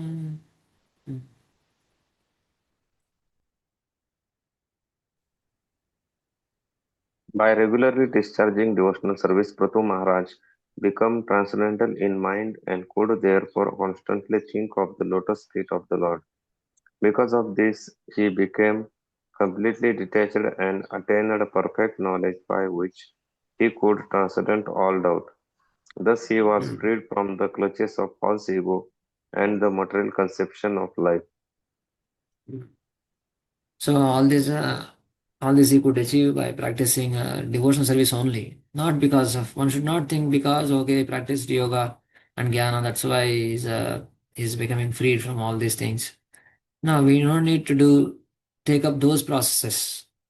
So that's why Prabhupada Acharya is also quoting the example of Narada Pancharatra, example of devotional service like a queen. Along with queen, many servants are there. So the maid servants. So when a queen gives an audience, many maid servants follow her. The maid servants of devotional service are material opulence, liberation, mystic powers. So one need not take up the process, though he performed or Prithu Maharaj. But no need to take up all these things. Just devotional service is sufficient. That's Prabhupada's main point. Yes, Prabhuji. Prabhuji, just I have one question here. So, Prithu Maharaj is following devotional service, it is said here, but Mm. the mode in which he is trying to please Krishna appears to Mm. be of jnana and yoga because he's doing so much Mm. austerity. Like Correct. so, I mean, so my question here is that it is it the intention of the heart which segregates yoga from devotional Yeah, service? correct. Yeah, Good or is it? point. Yes. And the faith in what we are practicing, as we read in the initial about Vishnu Chakradhar commentary, to set an example, to inspire people to Vanaprastha life. Hey, give up the sense gratification, come out, at least do something beyond the body. Actually, the Jnana and Yoga, that's it. At least in that direction, start something in that process. So to inspire people and to set an example, he is also setting Vanaprastha life. But also he is taking the process, but also he's doing is meditating on the Lord. So the yoga, so what is you perform as a meditation, object of meditation is Krishna. So though he's not seen as chanting, dancing, hearing Krishna Katha, sitting with other devotees, association, etc., etc. Just like Dhruva Maharaj, given by holy name, Om Namo Bhagavate Vasudevaya. So similarly, Prithu Maharaj is just meditating on the Supreme Lords. Uh, that is the actual process of yoga. And people generally know that process. We need to meditate on the Supreme Lord. So that itself gives the indication that he's practicing Bhakti Yoga. It appears that externally Guru Maharaj also appears to be performing more of a yoga than bhakti. But the intention to please the Lord, intention to serve the Lord, is the main thing that segregates the processes, not just the elements, the faith in the elements, etc. Okay, no? The Yes, faith thank and yeah. And also the time we invest also doesn't show which path we are following. Then just like Bhaktivinoda Thakur was going to office for 6 8 hours, many grihasthas also go. It doesn't mean that they are following karma just by doing their duties, varnashram duties, etc., etc. No, though they are spending 6 hours, 8 hours in office, but though they are spending 2 3 hours on bhakti, chanting and doing some worship, doesn't mean that they are following a different process. No, the whole thing is bhakti only, because the intention of doing job itself is to please the Lord, offer results to Lord. Like that. Even Prabhupada also himself told to our devotees to go and do job initially because they don't have money to run a center. Can you imagine? Prabhupada himself told those who joined, now we start working, we don't have money, so you need to work. Somewhere you need to work. Even Prabhupada himself thought of working as a lecturer. Can you imagine? As speaking in different colleges as a professor. So Oh, that I didn't he know this, can. Prabhuji. I didn't know this. If you read initial letters and initial part of, with some options came, some consideration came that he wanted to be a professor in some college, philosophical presentations, etc. So yeah, but see, basically money, how it will come to run society? Money is needed. How money? Because those who join don't have any money. All are hippies in the terms of they are not earning. But everyone needs sustenance. So yeah, Prabhupada did so many things, but doesn't mean that he's not bhakti yogi, etc. A focus, intention, we maintain our life to serve Krishna. Yes, intention matters. So Prabhupada quoting Vilamangal Thakur, how for a devotee, all these things are doesn't necessary because they just follow like a maid servant. Queen is followed by maid servants. Everything will manifest, follows. So when the Yeah, this is one more point Prabhupada mentions here that when the devotee's spiritual body begins to manifest, he actually enters into his activities in transcendental life. This is a stage of where asakti, ruchi asakti bhav, when he starts to understanding his identity, then he's entering into spiritual body. That's what Prabhupada is indicating here. At present, we have contacted the material body, material mind, material intelligence. But when we become free from these material conditions, our spiritual body, spiritual mind, and spiritual intelligence become manifest slowly, slowly. So the Prithu Maharaj is just giving up this material body and transforming himself into spiritual body and leaving this body now. That is indicated here for devotee also. And also, if you those who are practicing and those who are doing deity worship, they recite this verse also. How I am a servant of my spiritual master, meditating on transcendental body of mine. Divyam Sri Hari Mandiradya Tilakam Kantam Sumalanvitam Paksha Sri Harinama Varna Shubhagam Sri Kandaliptam Punaha Bhutam Suksham Navamvaram Vimalatam Nityam Vahantim Tanam Jayet Sri Gurupada Padmanikate Sevotsukam Chatmanah. I should meditate on my oneself, or a third person is spoken. One should meditate on oneself. That one should meditate on whose? Oneself itself. How one should meditate on Krishna, no? No, even one should meditate on oneself, especially when we are going to deity worship. That I am not this material body. This is like a basically Bhuta Shuddhi prayer. I am situating myself as a spiritual platform, as a servant of my spiritual master, with a spiritual body, with a spiritual energy, and all kinds of marks, with spiritual science. I am trying to serve my spiritual master. Yeah. So that kind of indication is given that how one gives up the material body and comes up to the transcendental body. So that the example is spoken, what I was mentioning.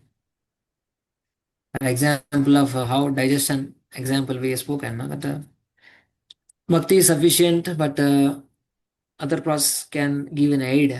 Actually, Prabhupada took a little different kind of angle to this example given by Vishnu Thakur. He says, if one has strong digestion power, after eating, he automatically lights a fire within the stomach to digest everything and does not need to take medicine to aid his digestion. Similarly, the fire of devotion service is so strong that the devotee does not need to act separately to attain perfect knowledge or detachment from the material attractions. So this is a different way of presenting, but the main thrust is same. That the bhakti is sufficient. Bhakti itself can this resulting. Okay, let me show that point where Vishnu Chakravarti is quoting that what Prabhupada is bringing out. These are all. Hmm. So he quotes this, initially he quotes this verse from third canto, you might have gone through. Jaratya sukosham nigirinam analoyatha. Bhakti quickly destroys the subtle body, just as digestion fire consumes the food. So Prabhupada mainly focuses on this point, that bhakti is sufficient and no need of any other thing. And but Prabhupada includes this example in this. This as the main point, and this example he takes up and concludes that bhakti is just sufficient. A strong fire is sufficient in the stomach, and no need of any other aid. But the presentation of Vishnu Thakur is little different in the sense, just as a person sometimes takes some medicine to help quickly digest food, even though the digestive fire will be digesting food sufficient enough, right now. Prithu being anxious to attain the direct service to the Lord in his abode, unable to tolerate the delay, performed Brahmajnana to destroy the subtle body. So, this is one point that just to mention how Prabhupada presents here. So, from the point of Srimad Bhagavatam, how bhakti is sufficient and I don't need any other medicine other to digest. So, that is sufficient enough. So, similarly, the fire of devotional service is so strong, the devotee doesn't need to act separately, jnana, or, knowledge, and etc., no need, etc. Both give different angles of the same analogy. Prabhupada is taking up analogy and explaining from Bhagavatam point of view. Yes, bro. So in our case, if our devotional fire is not very strong, then is it okay to Yeah. take some aid? Is the question. which is there, and many Eh, devotees ask, like that. No, So what aid will in, be uh, no, aid in what sense? That intention that was saying. So the Pruth Maharaj is also taken up the aid of the yoga and jnana in the sense that to increase intensity of bhakti. See what aids we are taking and how they are assisting in our the process has to be seen and consulted and taken guidance. Yeah, no, in the definitely. aid, in the sense, sometimes what happens, like, Red, especially in grahastha life, if there is little, discipline, if discipline is less, then that will be yeah, obstruction. So then maybe, correct. doing some exercise to keep body fit, and That's what I'm maybe saying. Yeah, definitely, definitely. We need to eating exercise, yoga, a little bit, eating diet. less, reducing the diets, changing the diets, reducing the diets, fasting. These are all favorable things which can be taken up, no problem. But the focus we need to see how it is improving our intensity. Definitely, these are all activities. And while doing that, also, just like while doing exercises, we can keep some beautiful music, kirtans, background. May not be recommended lectures, but definitely some subtle light music, kirtans, etc.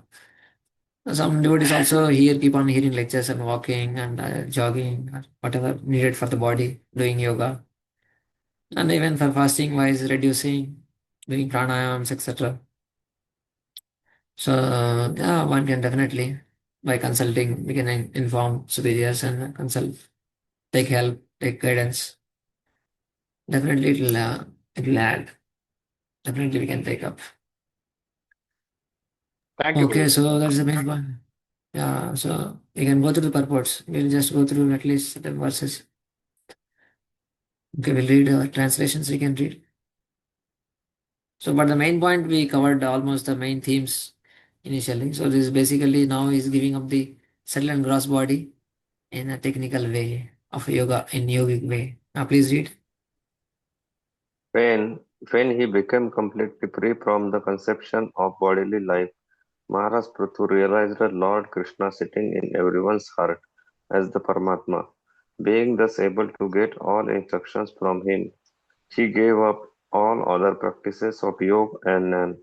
He was not an even interested in the perfection of the yoga and Jnana systems, for he truly realized that devotional service to Krishna is the ultimate goal of life, and unless the yogis and jnanis become attracted to Krishna Katha, narrations about Krishna, their illusions concerning existence can never be dispelled. Dispelled. The concerning existence can never be dispelled. So basically, he's giving up all of the process also, the jnana and yoga, whatever he took up. He's just focused on bhakti now. Not interested in the results, especially whatever the powers or whatever the things that are coming. So Prabhupada is focused on this point of yoga and jnana. So yeah, the conception of bodily consciousness is give up. He just basically he's not identifying with the gross and subtle bodies more and more. More and more he is focused in Krishna and remembering his activities, pastimes, devotional service to Krishna. More in that aspect. Now Prabhupada explains. This is a beautiful statement Prabhupada makes. Of course, Prabhupada talks about the jnana and yoga. What is the real goal? What is not the goal? What should be the real goal of yoga? Actually, the perfection of life depends on one's inclination to hear about Krishna. So it's a very beautiful statement. How so whatever we are doing, so this is the intention. So perfection of life depends on one's inclination to hear about Krishna, hearing about Krishna, talking about Krishna. Uh, so that is the main point. And Prabhupada again quotes Anyabhilasa Shunyam qualities, etc. Now Prithu Maharaj is giving up the gross body. Till now, spoken about subtle body till 18 verses. 18th verse is speaking about giving up gross body. How is yesterday we talked about merging all the elements in different elements. That section is coming up now. Yeah, please read the translation. In due course of time, when Prithu Maharaj was to give up his body, he fixed his mind firmly upon the lotus feet of Krishna, and thus completely situated on the Brahma Bhuta platform, he gave up the material body. Mm.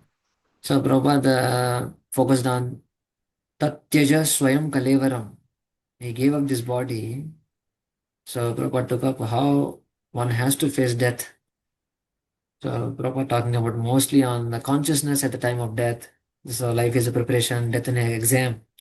Those who are practicing Krishna consciousness know that their examination will be held at the time of death. So it's a real fact. Fact of life is that you, me, everyone, every species of life has to go through experience of this changing the body. So, but we need to prepare for the exam. So that's the main point. How we prepare, what will happen. So this is all beautiful point Prabhupada is bringing out. That how we need to, whatever we do, Anta college, what is it phrase? Ante Narayana Smriti. So finally we need to remember Lord Narayan Krishna. So every devotee desires to give up the body while it is sound physically and mentally. So otherwise, because at the end of life it's so difficult. We have seen so many experiences difficult, even though one may be devotee. What happens at end of life is quite difficult. What to speak of end of life? Or even we get some body pain, stomachache, headache, fever for a few days. Focusing and chanting and doing properly only it becomes difficult. Completing itself becomes difficult sometimes. So what to speak of focusing on Krishna and praying to Krishna and absorbed in Krishna? It's quite a serious experience at that situation. So we need to prepare seriously. So Prabhupada writes that since it is very difficult to vibrate any sound while choking, it is simply by grace of Krishna. Why? It is simply by Krishna's grace that one can chant Hare Krishna at the time of death. So we need to practice. We need to prepare. So for that, for that preparation, we need to prepare for whole life for the end exam. Just like a student prepares whole year for final exam. So whole life we need to prepare for final exam. So the preparation has to day by day has to be focused. Just like a person who wants to build his muscles, every day he has to go to gym. So similarly, our gym is our bead bag. Our dumbbells are our like beads. We have to keep on exercising our beads. So we have to keep on chanting Hare Krishna, Krishna Krishna, Hare Hare, Hare Ram, Ram Ram, Hare Hare. Hare Ram, Hare Ram. So that pronunciation, that mood, the internal thoughts, the background music, what goes on behind has to be practiced, exercised, refined more and more. So this is all Prabhupada is mentioning in that point that is focused on. Okay, please read next verse. Is all gross body giving up? Yes.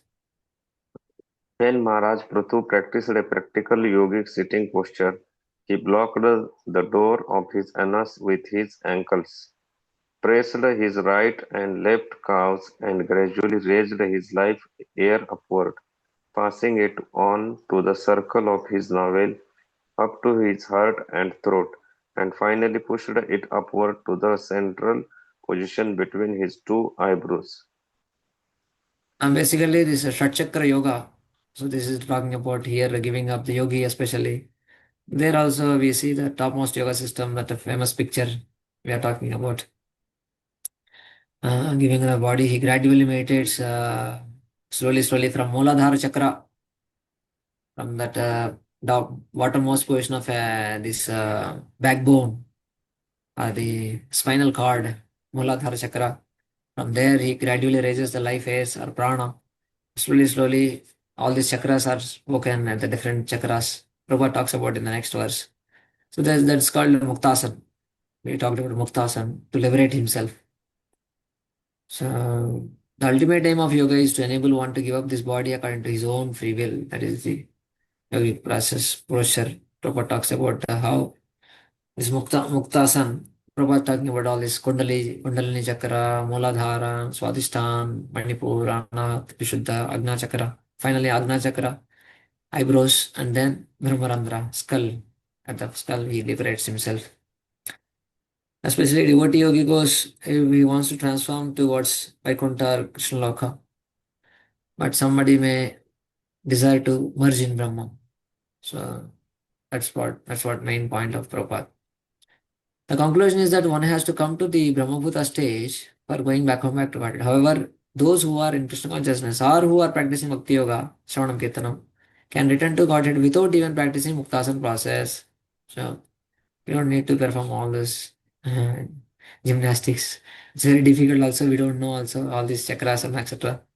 As far as Maharaj Bhutta concerned, he already practiced this process, and since he did not want to wait for the time when his death would occur naturally, he took advantage of the Shatchakra of penetration process. Thus, he gave up the body according to his own free will, immediately entered spiritual sky.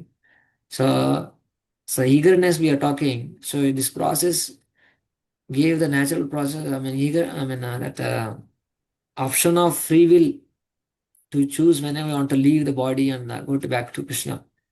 So that's why he took up the process of Shatchakra Yoga. Immediately he went back to Krishna.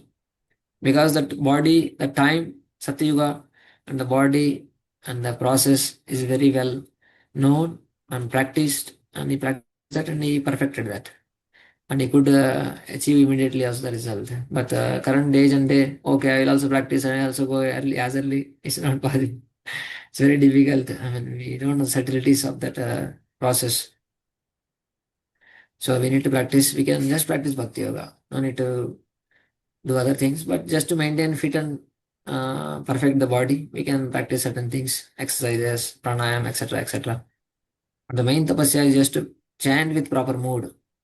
So the proper mood is Sikshastakam, third and fourth verses. The background music should always be third and fourth verses for our chanting. So that is itself, to come to final stage of that background itself is a great tapasya. So when we do that, then we definitely go to Krishna. Slowly, slowly. Mm. Please read. In this way, Prithu Maharaj gradually raised his air of life up to the hole in his skull, whereupon he lost all desire for material existence. Gradually he merged his air of life with the totality of air, his body with the totality of earth, and the fire within his body with the totality of fire. Hmm. So basically, this all these processes, like how creation happened. You have read that one point, how creation happened from Mahatattva, Pradhan to Mahatattva, Mahatattva to all the elements in what different modes, how vegetation happened. So that's how reverse process happens here. The reverse process just to show you that how this process happened. You have read in the third canto how Mahatattva comes to transforms to Ahankar. Um, Pradhan becomes Mahatattva by hesitation. Pradhan, Mahatattva, then Mahatattva to Ahankar. Ahankar and God of goodness, passion, and ignorance. Develops all these senses, no? You hope you remember some things of this sort we read in third canto. So basically, we are at this position of mind, intelligence, senses, and gross body, sense and intelligence. Slowly, slowly going back again, reverse process. Merging all these things into, as I mentioned, think yeah, basically going back termination again. Yeah. So just like all these things manifest all these things, going back from sense, subtle elements, gross elements, sense objects, finally sense objects. So all these things will go background. Yeah, I think this is the point. Yeah, I'm trying to see that. How the creation happens, how from subtle elements becomes sound transforms either and either into touch and air, all these gross and subtle things are happening. But everything starts from sound. That's what we have seen. So similarly, now he is reversing the process. Whole process is reversed now. So he is going back from all the senses. He is going back from all this. From here, he will go back slowly, slowly. Going back in sense, he meditates like that. I am doing, uh, absolving everything in goodness, passion, ignorance, and that to ahankar, and then to mahatattva, and to pradam. He meditates like that, and then finally he gives up the conception that I am the body and emerges. I mean, he goes to spiritual world, especially devotee, especially in the case of Prithu Maharaj, that he is doing. He's mentioned like that. Okay. So, two more verses we'll read and we'll pause. Now, please read in this way. In this way, according to the different positions of various parts of the body, Prithu Maharaj merged the wholes of his senses with the sky, his bodily liquids such as blood and various secretions with the totality of water, and he merged earth with water, then water with fire, fire with air, air with sky, and so on. Yeah, this is one going one in another. His Holiness Gaur Krishna Goswami Maharaj gave one example of just like radio has antenna. Initially, previously, they used to have antenna. Antenna is to that antenna is to have certain sections. It's antenna. When you pull the antenna, it is keep on coming from one inside another. Now it also stands also have that. The camera stands have that kind of setup. Goes in another and becomes very small. And when you take out, it becomes large. So similarly, one goes in another like this. The water, the previous element goes into the previous element. Just like from either coming other things from either come from a sound comes either. So again, it forms earth for earth water. I mean, going from this side to that side. Last one is earth. First one is the sound. So again, those things will merge in one in another. So that's the gross thing goes to subtle.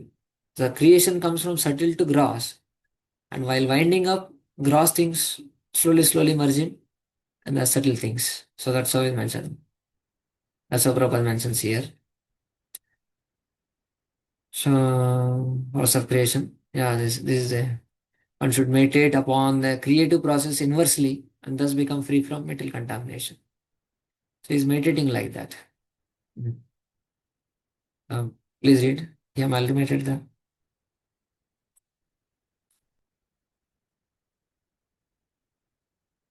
Hare Krishna.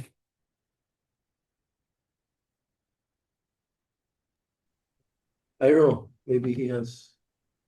Yeah, you can read, bro. You can complete. Sankarshan Prabhu has joined again. Yes, Prabhu. Hare Krishna.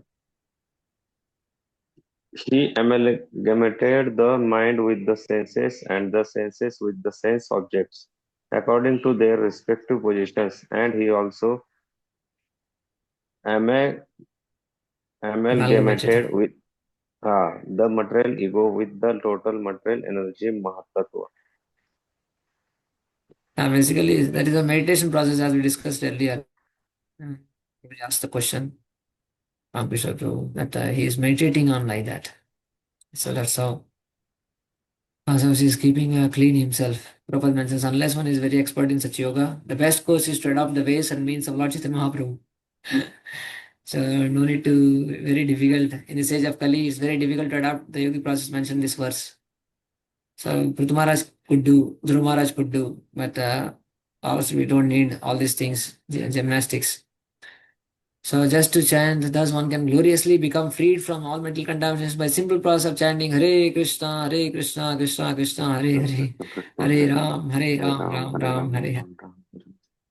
Just as life in this material world has its beginning in the material sound, similarly the spiritual life has its beginning in this spiritual sound vibration. Shri Harinam Prabhu ki jai. But just like it started with sound, the whole creation started with sound, and also can be wound up by the sound. Anavritti Shabdat. Yeah, that's how he gave up his body. Now please read final. We'll pause here. Yeah, Prithu Prithu Maharaj. Maharaj then offered the total designation of the living entity unto the supreme controller of illusory energy. Being released from all the designation by which the living entity become entrapped, he became free by knowledge and renunciation and by the spiritual force of his devotional service. In this way, being situated in his original constitutional position of Krishna consciousness, he gave up this body as a Prabhu or controller of the senses. Basically, he is not the control. Basically, he is the proprietorship. He gave up that kind of mentality. Of course, Prithvi Maharaj never was like that, but as a kind of to show an example how one should leave this contamination and finally achieving highest position that is mentioned. Prabhupada explains about the Prabhu, Swami, Goswami titles. One Upadhi. Upadhis we need to give up. So Swarupa Sthiti, Upadhi. So that Prabhupada talks about. Prabhupada talks about the definition of Prabhupada means. What is Prabhu means. So the what Prabhu explained. That's what mainly Chaitanya, this explanation of how Prithu Maharaj is a Shakta Vaishavatar. He's mentioned as so he is at that level of the Shakta Vaishavatar, but still as a devotee in the position of Prabhu, he gave up that kind of mentality also, but he situated in his own position. Hitva Nidarupam Swarupena Vyavasthiti. So we need to give up this position of Prabhu and accept as Das. Our name is Das. The mentality itself is a liberated position. Actually, Diksha is a liberated position. Actually, when we are initiated, it said that how spiritual master takes up all kinds of sins and gives a Diksha Kal Krishna करे आत्मसमर्पण हाँ दीक्षा काले शिष्य करे आत्मसमर्पण सही काले कृष्ण करे आत्मसम कृष्ण करे आत्मसम he makes it as his own Krishna himself दीक्षा काले शिष्य करे आत्मसमर्पण when one gives up when we surrenders to spiritual master actually that is a liberated position das so that's the main intention we need to be considered as the swarupena vyavastitihi so that's the main point of Prithu Maharaj giving up the body means he gave up the position of a country. He was not at all, but he's teaching us how we need to become liberated. What does it mean liberation means? So we pause here. So till now, we completed the major section of this chapter. Mostly next week, one class, not only one, may not be one class, but a half class may be sufficient to complete the rest of the topic. By that, we'll come to end of this 23rd of chapter, Prithu Maharaj's life. Thank you very much for your patient and enthusiastic participation. Chandra Shrimad Bhagavatam की जय श्रील प्रभुपाद की जय Yeah. पांचा कृतर्गुप्त से कृपा सिंधु वैष्णवेभ्यो पावनेभ्यो वैष्णवेभ्यो हरे Krishna Thank you, Prabhu, for very insightful class. Thank you, Grateful Prabhu. to you. Hare Hare Krishna, Hare Krishna. I will meet next week same time.